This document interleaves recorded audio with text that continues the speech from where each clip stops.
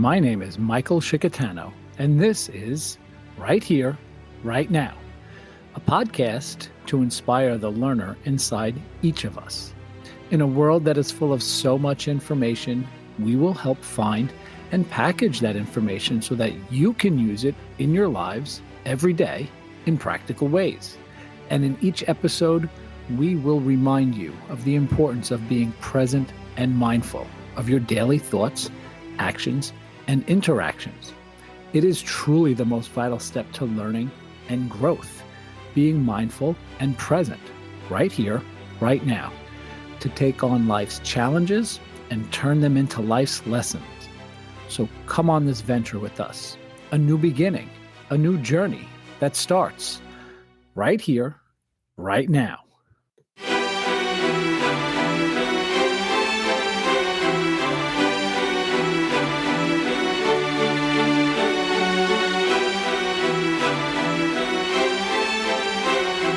Welcome back, people. I am Michael Shikatano, your host of Right Here, Right Now, the podcast where we learn to harness the power of becoming more mindfully present, experiencing life's moments with more focus and attention and openness to the world around us. I am having so much fun learning and sharing with this community of listeners and followers. We are in the midst of some pretty fascinating content creation here, right? From the works of Adam Grant and diving into his amazing lessons on the power of learning and rethinking. And this mindset shift is actually where we are learning better ways to think and take a different look at the world around us. If you haven't had a chance to listen, please do so and share the episodes on Unlearning to Learn and The Learner's Mindset. Truly life-changing information. Definitely pick up Adam Grant's book, Think Again, The Power of Knowing What You Do Not Know. It's amazing stuff.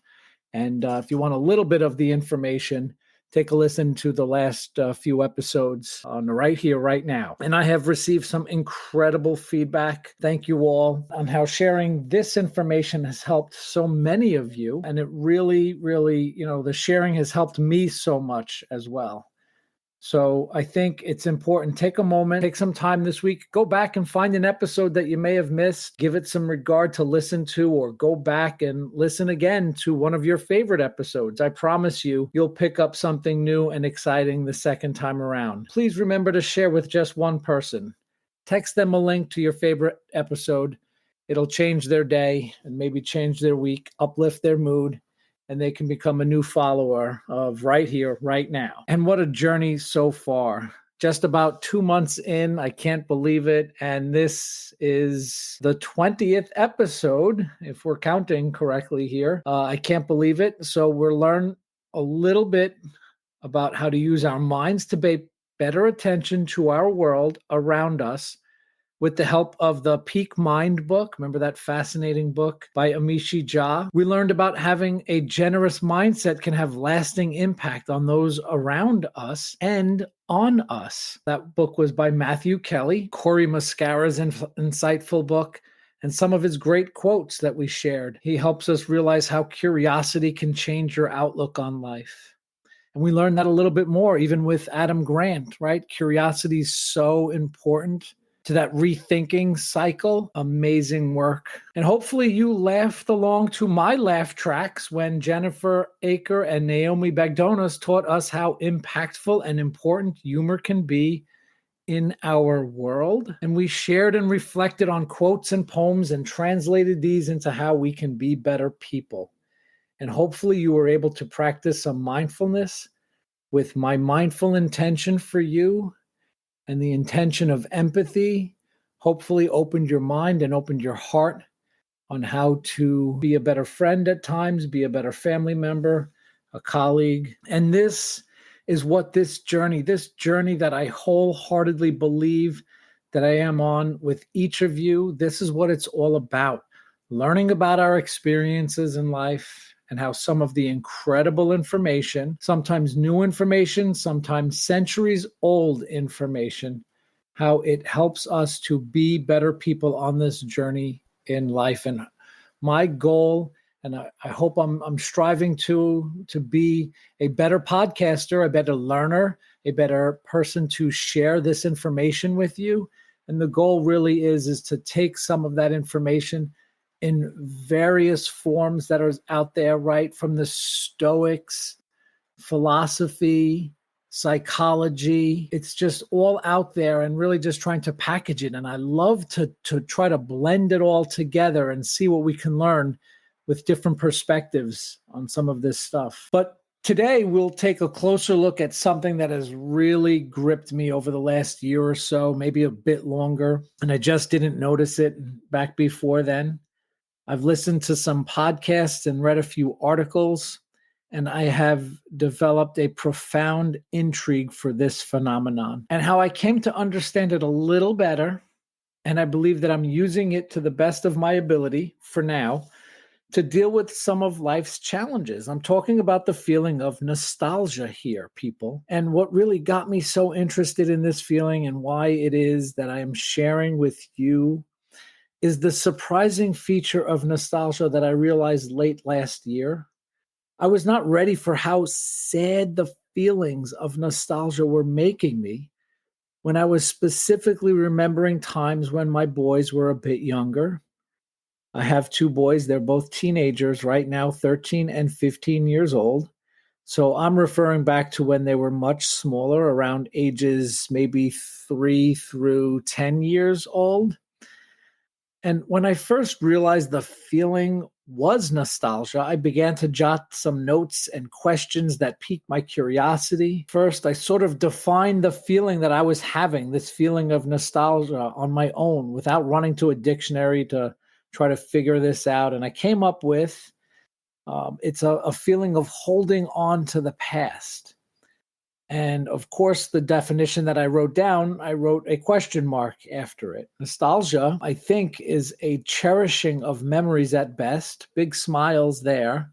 And it sometimes became a longing to be back there. And that almost left me with this empty feeling that I physically felt by not being in those long gone moments past. It's amazing, right? How, again, here, just the paradox. Happy memories were turning me into a sad person, or at least in a sad state, and a bit overly emotional. And I just didn't know what was happening. And as I was reflecting back, and then I came across this quote that, whoa, when I was thinking of it relative to nostalgia and the memories and the longing of being back in a time maybe about 10 years ago, and the fun that I just felt like it was hard to be there again, and maybe even feelings of not being able to be there ever again. But this quote, it blew me away. Unfortunately, it's by someone, it's an anonymous person who came up with this, or just somebody that put it out into the universe and didn't look to take credit for it. And here it is. Memories are always special.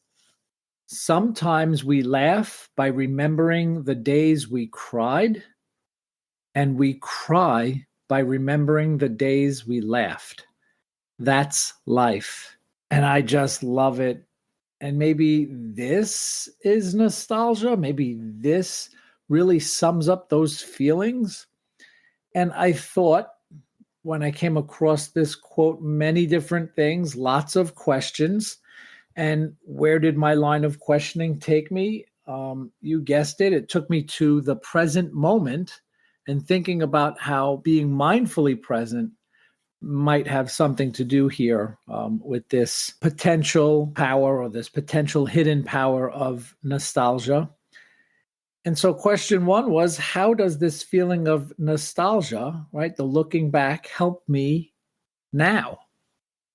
How can I be more present and mindful right here, right now, because of what nostalgia has allowed me to experience, and will one day again allow me to experience for these very moments? I hope that question made sense, right? So we feel nostalgia looking back, but if I'm present in this moment, a future moment, there will be some form of nostalgia that I'll be looking back. And I just want to know is, being more mindful and present going to help me be a better person looking back and experiencing this nostalgia? And how does a feeling from my past memories help me in being more present here and now? How can I be better so that my future nostalgic self can be better? Is it possible that this improved presence in our moments can help a future nostalgic feeling? Would these feelings be better, easier, more fulfilling, less sad, more meaningful? And this one's sort of a question. It's a hypothesis, but I just throw question marks all over the place. Look out for them. There must be some link to my mindful presence here and now in this moment that will benefit me in looking back with some sort of nostalgic feeling, embracing the feelings and memories and emotions stirred up by looking back from a future, more present and mindful moment. So there are many questions here. I'm actually a little puzzled by some of the questions myself. I really just want to know how being more mindfully present has helped me look back, have fond memories of my boys growing up, and how I really don't want to miss out on the current moments. And I want to be mindfully present so that when I look back on these days, right here, right now, I'm a better person in looking back. I'm able to feel better emotions when I'm looking back, maybe feel a little less sad. So let's dive in a little bit. So again, always more questions than answers. And in fact, if you're really doing this right, our answers should only stir up more questions. This is what helps us do this amazing learning and growing and evolving that we're working on here in life, right? Another quote that relates to how we can be better at looking back and experiencing past memories so that we can create better new memories is, of course, from Corey Muscara. The timing was when I was thinking about this, jotting my notes down, of course, the text pops up. So here it is from Corey. Being present is not about being present. It was never about being present. It's about the wisdom that can only be found in the present moment, because that's where this whole miracle of life and our relationship to it is happening. So, of course, this was some more information to suggest that this wisdom gained in being more mindfully present may be helpful here. Little secret, if you're paying attention, it can be helpful for almost everything if we just practice and notice and be more focused and harness the energy of being more mindfully present in our moments. So it is important to understand that to harness some sort of power or advantage that we might gain through nostalgia and the feelings it produces, evokes in us, it's not about dwelling on past memories, holding on to them so tightly that you are taken away from your present moments and trying to force or squeeze out good feelings. That's too much. Nostalgia can be about the thoughts of past experiences and looking for how these memories can help you create newer and more vivid memories in the present moment. So it's not about comparing today's experiences to yesterday's level of joy or satisfaction or wonder. This to me was key. I will reiterate that. It's really not about comparison. We're not comparing what we're experiencing today to yesterday's joy, on yesterday's experiences. This is what I think I got caught up in. This might have been the key. This very simple concept. It's like I wanted today to be like yesterday. And I wanted this moment to be like a moment from 5 years ago.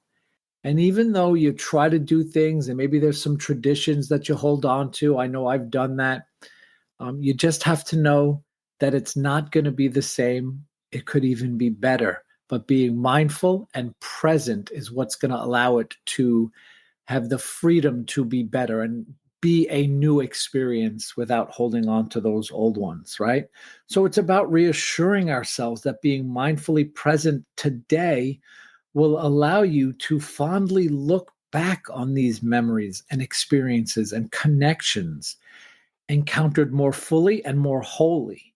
This, to me, is the concept that I was postulating on harnessing the power of nostalgia, or at least not letting it get me down. So I learned a couple of more things, and I came across an article on nostalgia in a really clever little magazine titled Breathe Memory.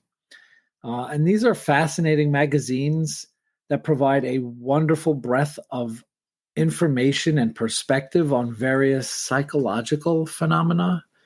And across the top of the magazine, it says wellness and kindness and mindfulness and inspiration. So between that and the artwork, the magazine was practically screaming my name from the rack. So of course I picked it up, and here's what I learned about nostalgia that I'm excited to share with you. I thought this was interesting. Did you know that the root words of nostalgia come from two Greek words, nostos, which means return, and algos, which means pain. So you're returning to the pain. Taken literally, when it first was thought, it means a suffering caused by the relentless longing for the homeland. Right? That's just another way of saying homesick. And later, it was redefined as a form of depression caused by loss and grief. So this was a pretty powerful emotion to feel. And I just wasn't expecting it. I just had this thought of, of more of a positive emotion. So the other things that I learned in reading was research has shown, although nostalgic feelings tend to spark some sadness, it can play a role in promoting optimism, tends to help with psychological adversity, especially during times of transition, right? Like my boys growing up way too fast, right in front of our eyes. That piece, that transition piece, really hit hard over the last few years. I feel like they've grown up so fast, and looking back was harder. But I'm harnessing it, and I think I'm using it a little bit better because I think I'm getting better at this transition. So I was kind of stuck looking back and missing and yearning for those good old days. But I realized that by doing this, holding on too tightly, I was interfering with my ability, our opportunity even, to experience our present moments, and that today's experiences and moments will be the memories of a future point that we can look back on fondly in a nostalgic sense. So I was fighting off the sadness and the stuckness by realizing how important my mindfully present self was to my 13 and 15-year-old boys, my wife, and of course, our family, right, as a whole. I was using the power of nostalgia at a point and its positive features of promoting that optimism to ward off the sadness and set an intention for me to be better, to understand that today's moments are tomorrow's memories that will evoke the nostalgia. And so the cycle goes. And knowing that the emotions evoked by special memories can be a wonderful way to relive our moments, both good ones and maybe not so good. And the profundity with which I came to realize that our happy moments can make us feel sad and our sad moments can make us feel happy gave me some comfort, knowing that every moment has the capacity to one day unleash this powerful emotive experience of nostalgia. This is what should help us be ever more present and mindful, grateful and in awe of every one of our moments, so that living our life with attention and focus allows us to experience our life to the fullest, right here, right now. Thank you so much for joining me again today, and any day that you join me. I'm blessed knowing that some of my followers' lives are impacted by the work and creativity that I am able to share with all of you. We'll see you soon, people. Have a great day. And thank you for listening right here, right now.